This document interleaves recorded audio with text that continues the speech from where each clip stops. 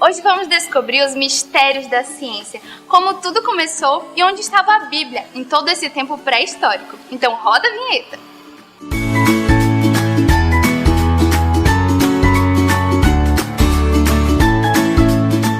Olá, amigos e amigas, como está o mundo para você? Está começando mais um Papo Z. E já que você chegou até aqui, aproveita para deixar logo o seu like aí embaixo. Dá muito like. E como vocês já viram aqui no título, vamos falar sobre dinossauros. E para falar sobre esse assunto muito importante, vamos chamar o biólogo, o especialista em dinossauros, aquele que teve experiências convivendo na pré-história, o pastor Rafael Mingovski. Seja bem-vindo ao Papo Z. Muito obrigada por vir aqui para sanar nossas dúvidas da humanidade, que é muito importante. Com certeza. Mas agora... Se umbigo ou não, é... Exatamente. Mas agora pode se apresentar de verdade. Ok. Eu não caminhei com dinossauros, gente, não sou da pré-história, não sou tão velho assim, mas eu amo dinossauros. Eu costumo dizer que toda criança tem sua fase de dinossauro e algumas, como eu, nunca superam essa fase. E a gente tende a levar, mesmo depois de grande, dúvidas referentes a dinossauros e a Bíblia. E essas dúvidas sempre me cativaram. Então eu estudei bastante para saber respostas que intrigam a humanidade. Tá, galera, então como vai funcionar? Formulei algumas perguntas sobre, dentre elas, as perguntas mais perguntadas na internet. E a gente vai responder essas perguntas com o pastor aqui, né? Porque nada mais, eu não ia conseguir responder isso, gente. Eu não sou especialista. Tá bom, então a primeira pergunta, sim, Hipermaster, lembrando que esse vídeo é cristão, Gana. Lembrando que esse vídeo é cristão. Hipermaster é: os dinossauros existiram? Esse é um ponto comum tanto na ciência como na Bíblia. As evidências mostram que realmente existiram criaturas pré-históricas que não existem mais hoje, que já foram extintas em algum tempo da história, as quais nós chamamos de dinossauros, que significam répteis terríveis ou lagartos gigantes. E tanto a Bíblia menciona sobre animais pré-históricos, diferentes do que nós vemos hoje, como a ciência fala sobre eles e as evidências nos mostram isso. Você não vai encontrar a palavra dinossauro na Bíblia, que é uma palavra recente. Não adianta você inventar uma palavra hubs-cubs e procurar na Bíblia para ver se tem, que não vai encontrar. Dinossauro é uma palavra criada recentemente, então você não vai encontrar a palavra dinossauro na Bíblia, mas certamente vai encontrar menção a animais grandes como os dinossauros eram. E a segunda pergunta é: onde tudo começou? Essa pergunta entra em conflito dois pontos muito fortes e que a gente precisa ter muita consciência. Às vezes a gente usa a ciência como se fosse a verdade consolidada. E nem sempre é assim. A ciência, na verdade, ela busca explicações, mas contando historinhas que a gente chama de teorias, que são possibilidades. A ciência, ela traz essas historinhas de possibilidades para contar como tudo começou, mas não há nada garantido que foi desse jeito. Por exemplo, a ciência diz que tudo na vida hoje é fruto de evoluções que aconteceram ao longo de milhões e milhões de anos.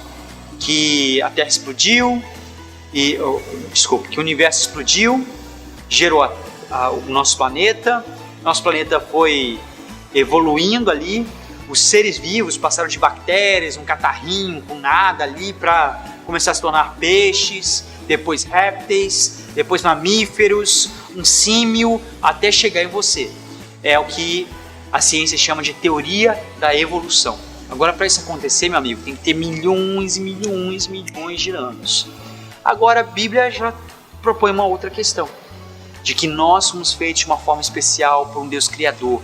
É aquilo que nós conhecemos como criacionismo, que existe um propósito, um design inteligente por trás da vida, e que isso é testado na maneira como tudo caminha num equilíbrio perfeito. Você, por exemplo, não consegue criar uma câmera que consiga filmar ou fotografar tirando energia com base no oxigênio. Mas nós somos mais complexos do que uma câmera. O nosso olho, a nossa memória é muito mais complexa que uma câmera. Então, Deus foi o Criador, a grande inteligência por trás da criação dessa máquina chamada vida. Sem ele, isso não poderia ter acontecido. Você acha que poderia uma explosão de uma fábrica, por exemplo, de pecinhas, montar uma câmera do nada? Nunca. Isso é o que a ciência propõe. Ele chama de acaso.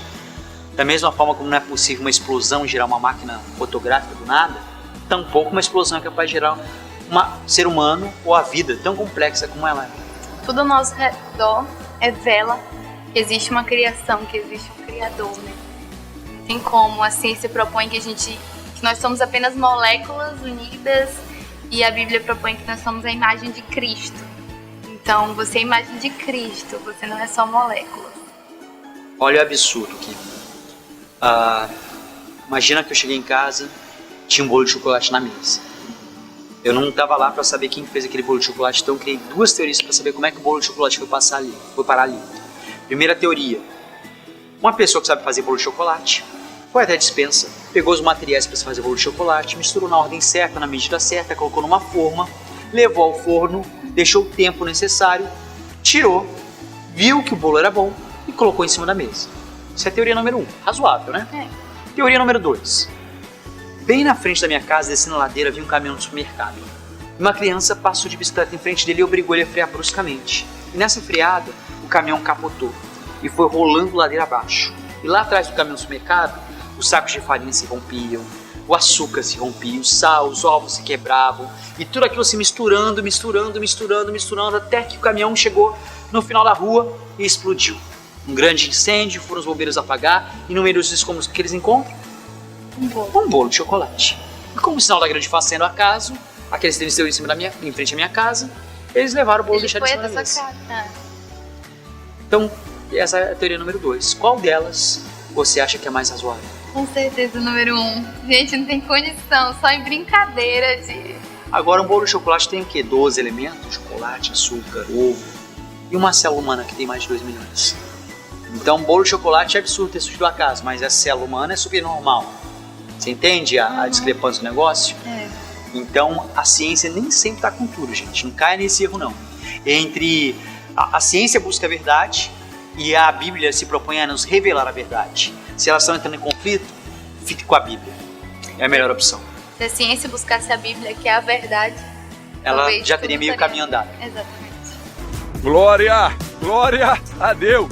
A terceira pergunta é uma pergunta muito polêmica e talvez a pergunta mais perguntada da internet, que é: os dinossauros, eles são criação de Deus ou do mal? Ok, há uma ideia de que os dinossauros, eles não foram criados por Deus porque foram extintos. E se eles foram extintos, não tinham um selo de aprovação divina, porque não eram tão bons assim como o restante da criação. Mas esse é um erro de inferência de pessoas que tentam mesclar a versão da ciência da origem da vida com a Bíblia. E na verdade o que a Bíblia nos diz é que todas as coisas, nos céus e na terra, visíveis e invisíveis, seres, autoridades, tudo foram criados nele e para ele. Foram criados por Deus e nele encontram o seu propósito. Ou seja, os dinossauros, eles têm um selo de aprovação divina. E Gênesis fala que Deus criou grandes répteis da terra e viu que tudo era bom. Então eles têm esse selo de aprovação divina. O diabo não cria nada. O diabo usurpa as coisas. Ele rouba aquilo que já existe. Somente Deus tem a prerrogativa de criar algo a partir do nada, como os dinossauros. Então eles são sim criação de Deus. A quarta pergunta: existiam dinossauros na arca? Existiam dinossauros que entraram na arca para poder serem salvos, como os outros? Certo. Entra um conflito bem grande, porque a ciência ela tem um compromisso com a teoria da evolução, que diz que nós somos frutos do acaso, que Deus não existe coisa nenhuma, que a vida na Terra levou milhões e milhões de anos para evoluir, e que dinossauros são seres de milhões de anos atrás. Ou seja, homens e dinossauros nunca viveram juntos, é o que a ciência diz. Mas a Bíblia diz que tudo foi criado em 6 dias, no 7º Deus descansou. Então, se tudo foi criado em 6 dias, entra em choque com essa ideia de milhões e milhões de anos. E os répteis foram criados num dia, o homem foi criado no outro. Então eles têm um dia ali de diferença, praticamente.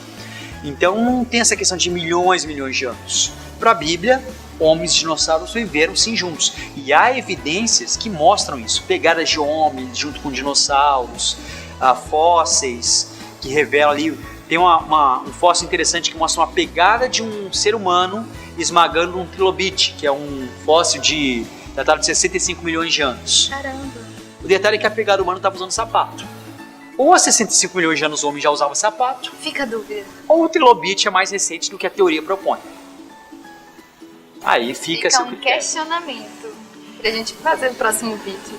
Mas o que é legal é que, tipo assim, cara, não tem como, tipo, os dinossauros estar em um dia e os seres humanos serem criados no outro, sendo que se houvesse extinção dos dinossauros ia acabar com tudo que Deus criou até aquele momento. Porque se choca as teorias. Então, se o homem e o dinossauro vivessem juntos, aquilo que extinguiu os dinossauros, teoricamente, teria matado os seres humanos. Mas aí é outro ponto que a ciência diverge. Ela buscou explicar uma grande catástrofe de ordem mundial que levou os dinossauros à extinção. Aí inventaram a ideia do meteoro, que o meteoro caiu e causou aquelas mudanças climáticas todas, conduziram os dinossauros à extinção. Só que a Bíblia, ela relata uma catástrofe de ordem mundial que trouxe muita lama, que é a matéria-prima para se fazer fósseis, cobriu o mundo inteiro. E que um casal de cada animal foi salvo numa arca junto com uma família humana. Então a Bíblia traz a explicação de como surgiram os fósseis. A Bíblia traz a explicação de como esses grandes animais eles apareceram. E o processo de fossilização é um processo raro. Ele não é fácil de acontecer. Só que a gente encontra fóssil à torta direita. Se você cavar o seu quintal, é capaz de você encontrar um fóssil ali. A gente encontra muitos fósseis espalhados no mundo inteiro. Então, como é um processo raro e a gente encontra muito, os cientistas pensaram o seguinte: então houve um tempo onde o planeta Terra estava dominado pelos dinossauros. Na verdade, não necessariamente. Eles, assim como outros animais, habitavam a Terra e eles, assim como outros animais, foram soterrados com os sedimentos. Aí vem a pergunta: mas se eles estavam vivos naquela época do dilúvio, será que eles entraram na arca? A Bíblia fala que todos os animais entraram na arca, pelo menos um casal de cada animal. Mas não caberiam dinossauros dentro da arca. Tampouco caberiam as espécies animais que existem hoje em dia, né? Todas elas. Mas ninguém diz também que eram animais adultos. E se fossem filhotes, caberiam. A Bíblia não fala que eram casais adultos. E pensando que Deus estava pegando os animais para repovoar o planeta, era natural que ele pegasse os mais jovens. Porque você não vai pegar os animais velhos para repovoar o planeta. Então, naturalmente, eram animais menores, eram pequenos. Por conta do espaço, né? Exatamente. O confinamento na arca. E o que aconteceu? Depois desse período, ali na arca, os dinossauros saíram num mundo bem diferente de como era antes. Havia lama que soterrou tudo, havia pouca disponibilidade de alimento. Então aconteceu aquilo que a gente chama de extinção em cadeia. Que os alimentos dos grandes herbívoros ficaram escassos e por conta disso os grandes herbívoros se tornaram animais mais raros. Tinham poucos filhotes porque não tinha disponibilidade de alimento. Só que os grandes herbívoros eram também alimento dos grandes carnívoros. E como já não tinham muitos grandes herbívoros, os grandes carnívoros também começaram a ficar escassos. Ou seja, os dinossauros tornaram-se animais mais raros. E, naturalmente, a predação humana, a caça humana, acabou conduzindo esses animais raros à extinção. Aliás, é interessante a lenda dos dragões, porque você tem essa história em várias civilizações que nem tiveram contato umas com as outras. Talvez o dragão não tenha existido, mas algo real baseou essa lenda dos dragões. E, naturalmente, pode-se pensar que dinossauros tenham gerado essa lenda. E quando o pessoal falava daquelas aventuras dos guerreiros medievais lutando contra o dragão, eles acreditavam nisso realmente. Então talvez houvesse realmente criaturas pré-históricas vivas ali que foram conduzidas à extinção por esse tipo de caça ou predação humana. Assim como outros animais que hoje em dia estão extintos ou sendo extintos por conta de ações humanas. E é interessante pensar nessa questão da ação humana, porque o domínio da criação foi dado ao ser humano. O ser humano é responsável pela criação. Então se tem algo saindo errado, não é porque Deus desaprovou os dinossauros, como algumas teorias dizem, eles foram criação do mal. Não. Se alguma coisa saiu errado na criação, se alguns animais foram em extinção, é culpa do ser humano. Alguma coisa ele fez nesse processo. Verdade. Então a gente já viu que sim, os dinossauros eles andavam em comunhão com os humanos. Talvez não em comunhão, mas viviam juntos. Viviam, conseguiam. Não sei se era uma amizade ali colorida, não, mas... E aí, então, no caso, a extinção dos outros dinossauros, das outras espécies, se daria por conta do dilúvio em si? De qual outra espécie? Desculpa. Porque a gente perguntou, algumas espécies, né, dos dinossauros, eles entraram na arca. E as outras espécies, elas foram extintas, no caso. Então, se daria por conta do dilúvio e toda aquela quando a gente fala massa de fósseis, extinção, né? sim. Quando a gente fala de extinção, a gente fala de uma espécie desaparecer. Não foi isso que aconteceu no dilúvio, porque Deus teve cuidado de preservar um casal de cada espécie. Então não teve uma espécie extinta no dilúvio, mas tiveram muitos animais que morreram. Se um casal de tricerátops foi salvo no dilúvio, o restante dos tricerátops que existiam morreram. E os fósseis, eles são a marca, o registro desse dilúvio. Porque para fazer fóssil, a matéria-prima é lama. E que catástrofe de ordem mundial, global, trouxe muita lama, cobriu o mundo de lama? O dilúvio explica isso. E é interessante que não é só fósseis de dinossauros que a gente encontra. De plantas, existem fósseis de plantas, existem fósseis de animais que existem hoje em dia, borboletas, peixes, espécies que estão vivas até hoje, que são encontradas no registro fóssil. Então, foi algo de ordem global que atingiu todas as espécies animais. Legal. Se você tem curiosidade sobre saber o que a ciência diz, o que a Bíblia diz sobre o dilúvio, coloca aqui nos comentários que a gente já vai providenciar esse vídeo também, tá bom?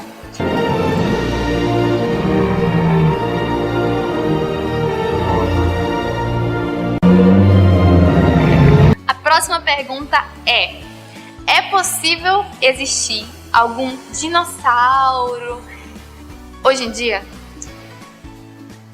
O terreno que menos sofreu com as mudanças climáticas, com o catastrofismo, no dilúvio, foi o ambiente aquático.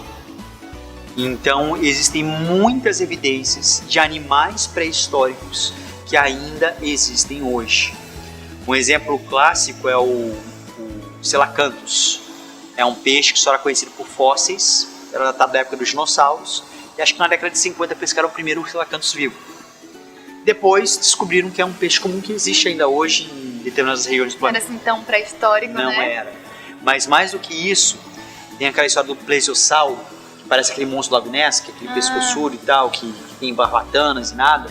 Existem N registros de avistamento de plesiosauro nos oceanos. Tem histórias, eu ia falar que é a história de pescador, a história de pescador tem que ser mentirosa. Mas tem registro de capitão de um navio pesqueiro que ele registrou a carcaça de um animal que ele pegou. E as medidas ali todinho do animal é de um plesiosauro. Tem fotos de um navio, esse que o capitão só registrou, era na época de guerra, então não podia transportar câmera, ele não tinha nada ali para registrar, então ele registrou no diário de bordo dele. Mas teve um mais recente que fotografaram. Tava só a carcaça putrefada, mas era a silhueta de um plesiosauro. E sem contar que o monstro do Lago Ness é uma só das lendas de monstros lagos. Na África existe o Mokele Mbembe. O Mokele Mbembe ele é um monstro do lago também, que nem o monstro do Lago Ness. É um monstro do rio, na verdade. E a descrição dele se assemelha muito a de um plesiosauro. Tem registros, tem falas, testemunhos, avistamentos, tem N coisas falando sobre avistamento de plesiosauros. E outros animais pré-históricos marinhos também, evidências ali que talvez ainda existam. Agora, terrestres, a gente tem também algumas evidências de animais tidos como pré-históricos ou tidos como extintos, que talvez ainda vivam. Um exemplo aqui no Amazonas. Tem o mapinguari, na verdade, uma megatério. Megatério é uma preguiça gigante, que não tem muito a ver com a preguiça não, é só parente da preguiça, mas ela tem 4 metros de altura e é tido como um animal extinto. Só que tem uma lenda de uma das tribos, uma tribo aqui do Amazonas, que não lembro qual que é, do mapinguari, que é aquele monstro que tem um olho só, que tem a boca na barriga e tal. Só que a descrição do mapinguari se assemelha muito ao megatério. Tanto que em 94 teve um cientista que veio numa expedição lá nos Estados Unidos para procurar o Mapinguari, ou Megatherium, porque ele acreditava que ele ainda existia. Que essas lendas da tribo, na verdade, era uma referência ao animal que foi supostamente extinto, mas que ainda estava por aí na floresta. Ouvi dizer que fizeram até um comentário sobre a busca pelo Mapinguari. Não sei se deu resultado. Pelo que eu vi nas reportagens, na verdade, eles viram marcas de unhas ali nos locais onde os ribeirinhos, os indígenas falavam que tinham visto o Mapinguari e tal. Aí ele viu marcas de unhas típicas de um animal grande como seria o Megatherium. Mas não sei se teve alguma coisa conclusiva. Caramba, incrível que a gente não conhece nada. A gente conhece muito pouco de tudo que tem ainda pelo mundo, né? Principalmente debaixo da água. Não conhece nada. Mas então, galera, eu espero muito que vocês tenham gostado desse vídeo. Que tenha ajudado vocês a sanar algumas dúvidas da humanidade. Ou gerado outras, né? Ou gerar dúvidas, exatamente. Se você tem alguma dúvida aí, você quer que a gente grave vídeo sobre alguma coisa assim, eu tô com dúvida, coloca aqui embaixo, tá bom? Que a gente vai olhar, analisar. E muito obrigada, pastor, por ter vindo, por ter me ajudado. Prazer. Eu não teria conseguido falar sobre dinossauro. Muito obrigada mesmo. Tá bom? Você deu seu tempo de vir aqui. Tamo juntos. Um abraço, galera. Um abraço, gente. Até o próximo Papo Z. Um beijão.